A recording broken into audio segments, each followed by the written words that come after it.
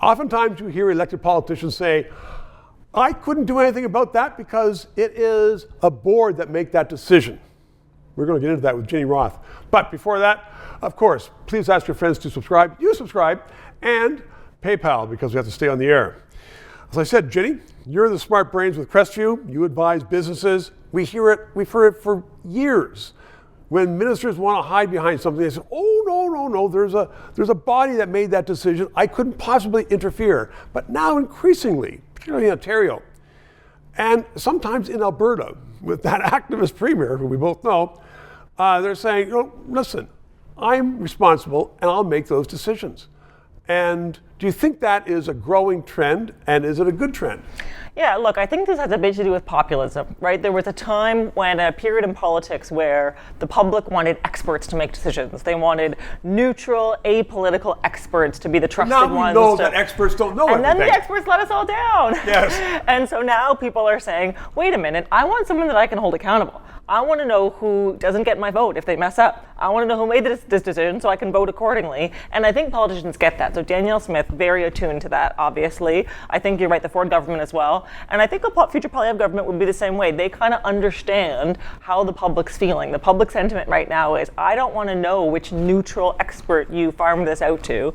I want to know what decision you made, why, and how it's going to impact me. And if I don't like it, I want to reserve the right to vote you out. Well, I think that's responsible government. I think so, and you said populism, and for a lot of the left-leaning liberal media, which is a lot of it, they say, that person's a populist. And I've said here before, populist. T.C. Douglas was a populist.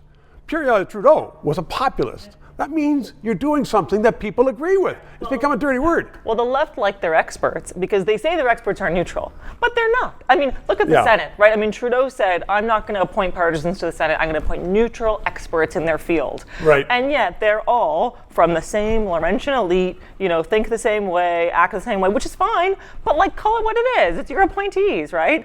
And to say it's neutral and then, tut, these people are neutral experts. How dare you question them is, I just think, people dismiss that now because they think it's ridiculous.